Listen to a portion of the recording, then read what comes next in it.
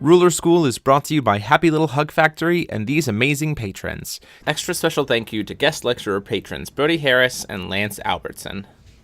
Thank you for your support. Enjoy the video. Hey there everybody, DMO73 here, bringing you the deck profile for the New Age Welser list that you saw me play this week. So I wanted to play Welser one last time before rotation, just so he gets to make use of some pretty interesting cards. Like I talked about before, and I talked about in the Teacher's Lounge, I think that there's some loss of the dual stones and some cards that exist in New Frontiers currently that make his consistency way lower, and so he's going to need something to be able to be playable again in New Frontiers, but it is still super fun. Before we jump into the list though, huge thanks to you guys, and please go down and ring that bell in the subscribe button so you can be emailed whenever we get a new video live. And with that out of the way, let's jump in. So obviously Welser on the front, you can rest a recovered Magic's crest you control to produce will to help First Judgment. His Judgment's 5 colors, and you use Fire Will to pay for all your crests and your Wicked Spirits. Going into the stone base, we played 2 Majin stones because it can help to kind of like turbo ramp into like a Beelzebub potentially sometimes. 4 Blasting Waves and 4 Heat Ray. Now the reason we're playing primarily Blasting Waves and Heat Ray is because these can really help supplement for Prismatic Flame, and we're going to talk about why that card is so good when we get to it. Going into the main deck, we play 3 Majin Subjugation because it helps with consistency. The deck doesn't have a ton of draw power, so this lets us turn certain Majins into bigger Majins and stuff like that.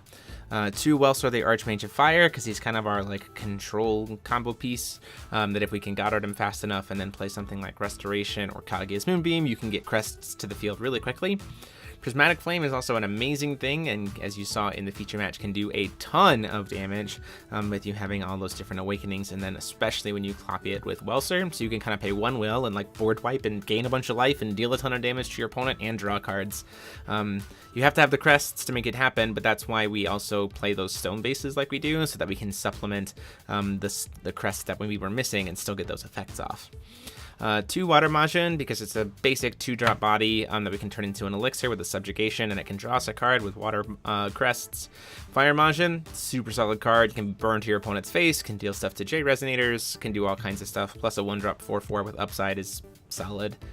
2 Beelzebub, primarily used to bring in off the flip of Welser just to add insult to injury. Same with 2 Elixir, same kind of thing. You bring it in off of the Welser flip and do a lot of board wiping, clear some really big stuff that Welser himself can't deal with, all kinds of good stuff. 3 Dark Must Majin to have a strong body as well as some creature removal. And then 2 Restoration and 3 Kaguya's Moonbeam Butterfly. We use these primarily with Welser the Archmage to go grab those crests. So Restoration, if you copy it, bam, 2 crests right into your hand. Kaguya's Moonbeam, you copy it, bam, 2 crests straight to the field, which I think is really, really potent, especially in the early game when you consider maybe grabbing a Magic Crest of Wind, which ramps you into a free stone, and all kinds of craziness.